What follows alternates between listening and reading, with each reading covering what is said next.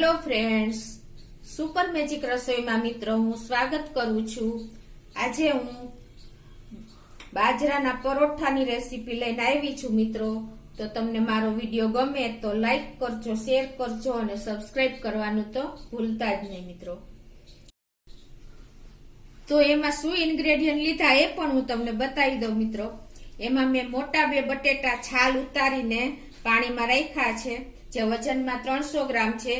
બાજરાનો 2 કપ લોટ લીધો છે, જે વજનમાં 250 ગ્રામ છે। ઘઉંનો અડધો કપ લોટ લીધો છે, જે વજનમાં 70 ગ્રામ છે। 1 કપ પાલક લીધી છે અને કસૂરી મેથી છે એ 1 ટીસ્પૂન અને 2 લીલા મરચાને મેં ગ્રેટ કરી લીધા છે, તમે પેસ્ટ પણ કરી શકો છો। અને 1 ઇંચ આદુનો ટુકડો છે જે મેં ગ્રેટ કરી લીધો છે।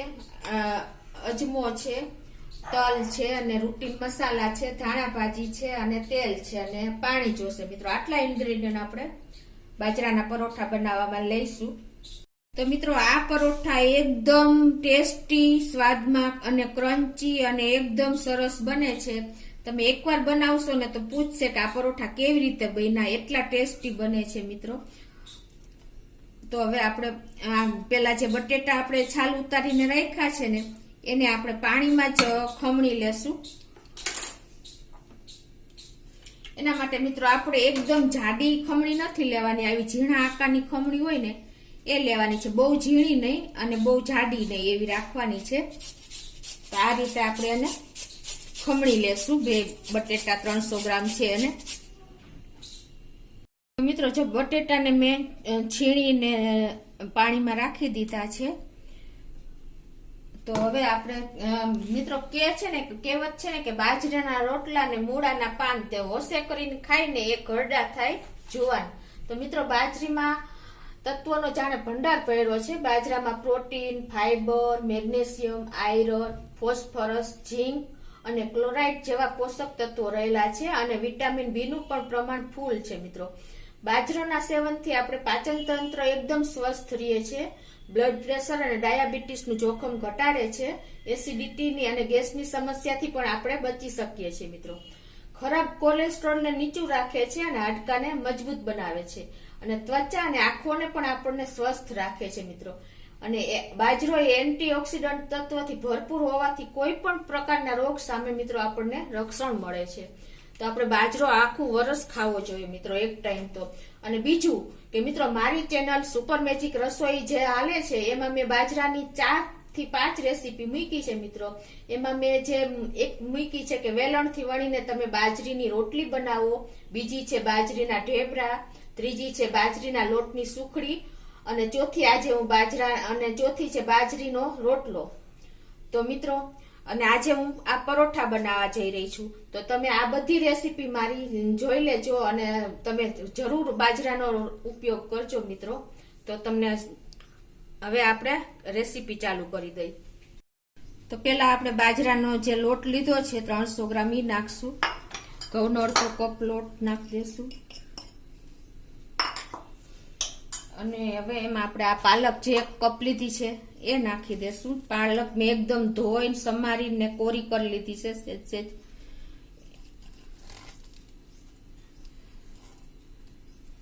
અને એમાં મેં 1 ટેબલ સ્પૂન જેવી કસૂરી મેથી લીધી છે, એને આપણે આ રીતે હાથેથી સેજ મસરીને નાખવાની, એટલે એની સ્મેલ ને એનું સરસ થઈ જાય લુક આ રીતે। હવે એમાં મેં 1 ઇંચ આદુનો ટુકડો ગ્રેટ કરી લીધો છે એ નાખી દઈશું। 2 મરચા સમારી લીધા છે, ઝીણા ઝીણા પેસ્ટ જેવું કરી લીધું છે એ નાખી દઈશું। 1 ટીસ્પૂન અજમો લીધો છે, 2 ટેબલ સ્પૂન આપણે તલ લેશું,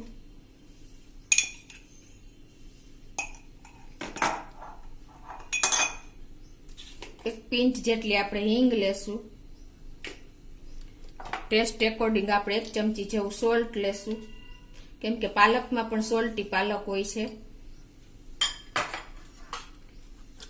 અને આપણે 1/4 ટીસ્પૂન જેવી હળદર લેશું, 1 ટીસ્પૂન જેવું આપણે લાલ મરચું લેશું। જો તમે ન ખાતા હો તો તમે એવોર્ડ પણ કરી શકો છો અને ખાતા હો તો વધારે ટેસ્ટ કરવા માટે વધારે પણ એડ કરી શકો છો। અડધી ટીસ્પૂન જેવું આપણે જીરું લેશું, આખું જીરું છે મિત્રો, અને 2 ટીસ્પૂન જેવું આપણે તેલ એડ કરશું, વધારે નથી નાખવાનું.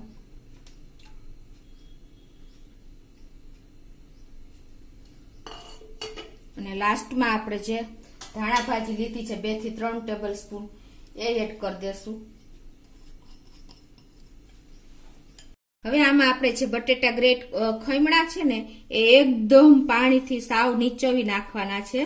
સેજ પણ પાણી ન રહેવું જોઈએ મિત્રો. આ રીતે એકદમ ખચકાવીને નીચોવાના છે. આ રીતે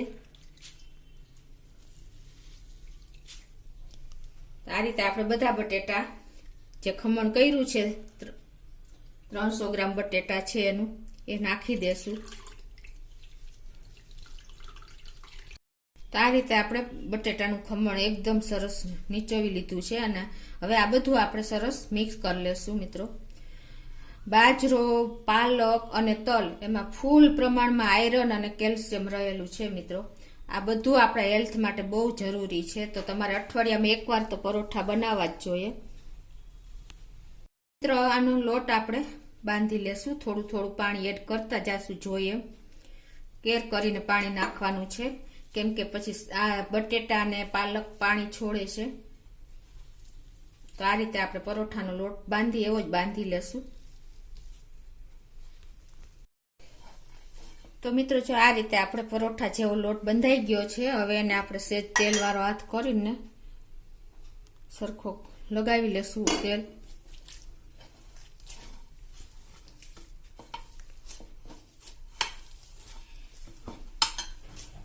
હવે આને આપણે 10 મિનિટ રેસ્ટ આપશું. તો મિત્રો 10 મિનિટ થઈ ગઈ છે આપણે લોટને રેસ્ટ આપ્યો એને. હવે એને આપણે સેજ તેલ વાળો હાથ કરીને સરખો કરી લેશું.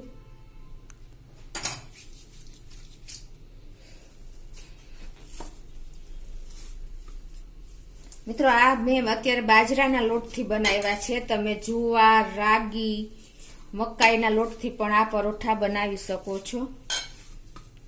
હવે આપણો લોટ તૈયાર થઈ ગયો છે સરસ એકદમ. હવે એમાંથી આપણે એક મોટો લુવો લઈને પરોઠા વણશું. તો હવે આમાંથી આપણે એક મોટો લુવો લેશું અને એને આ રીતે આપણે ગોળ સરસ કરી લેશું.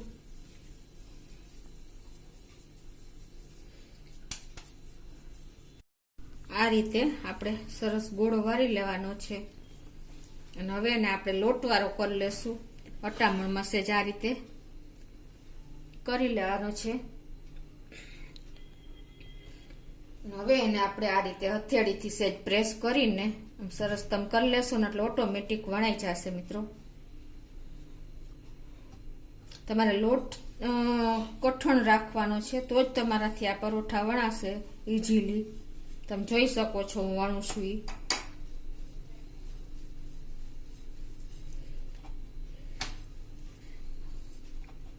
બહુ ઇઝી સરળ રીતે હું તમને બતાવું છું મિત્રો. તમે જોઈ શકો છો કે આપણું પરોઠું ઇઝીલી તમને સેજ જો લોટ ચોટતો રહીએ ને વેલણમાં તો તમારે આ રીતે સેજ ઉપર સ્પ્રિંકલ કરીને અને વળતું જવાનું છે.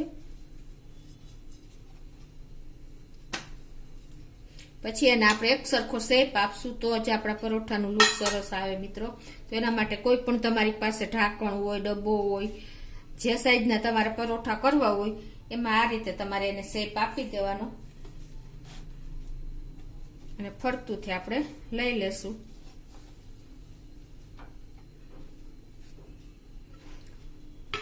તો આ રીતે મિત્રો જો આપણે પરોઠા બધા તૈયાર વણી લેશું. તમે જોઈ શકો છો મિત્રો. હવે ગેસ ઓન કરીને આપણે લોઢી મૂકી દેશું અને એમાં આપણે સેજ તેલ લગાવી લેશું આ રીતે, એટલે આપણું પરોઠું સ્ટીક ન થાય. અને આપણે મીડિયમ થી હાઈ ફ્લેમ ઉપર જ આપણા પરોઠા શેકવાના છે. તો આ રીતે તમારે હાથમાં જો ઇઝીલી ટર્ન પણ થઈ જાય છે. તમે જોઈ શકો છો. અને આપણે આ રીતે લોઢીમાં મૂકી દેશું.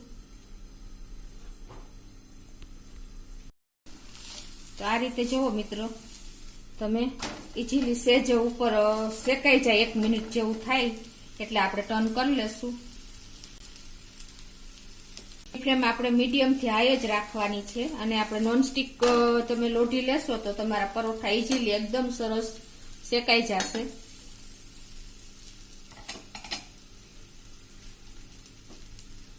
એક મિનિટ થઈ ગઈ છે. હવે પાછું આપણે આને ટર્ન કરી લેશું. તમે જોઈ શકો છો ઉપરની સરફેસ આવી રીતે એકદમ લાઇટ રોસ્ટ થઈ જાય એટલે આપણે હવે એમાં આવી રીતે ઓઇલ ફરતું લગાવી દેશું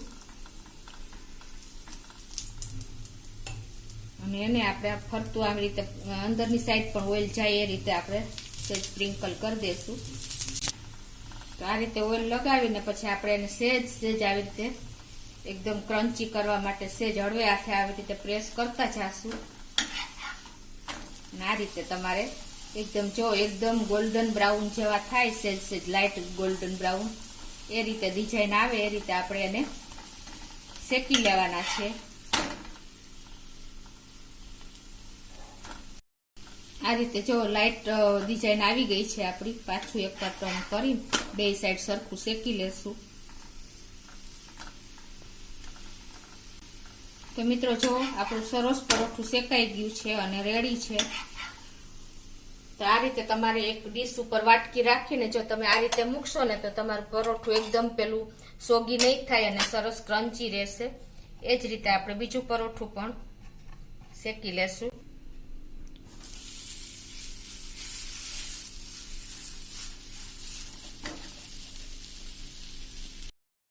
તો મિત્રો જો આપણું બીજું પરોઠું પણ એકદમ સરસ શેકાઈને રેડી થઈ ગયું છે, એકદમ ક્રન્ચી ને ડિઝાઇન વાઇઝ તમે જોઈ શકો છો.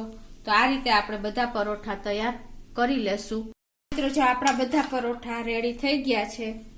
તમે જોઈ શકો છો મારે આ પરોઠા ટોટલી 14 બન્યા છે મીડિયમ સાઈઝના. તમે જોઈ શકો છો કે એકદમ આપણા પરોઠા જો તૂટતા પણ નથી, એકદમ સોફ્ટ મસાલેદાર અને એકદમ સરસ બન્યા છે.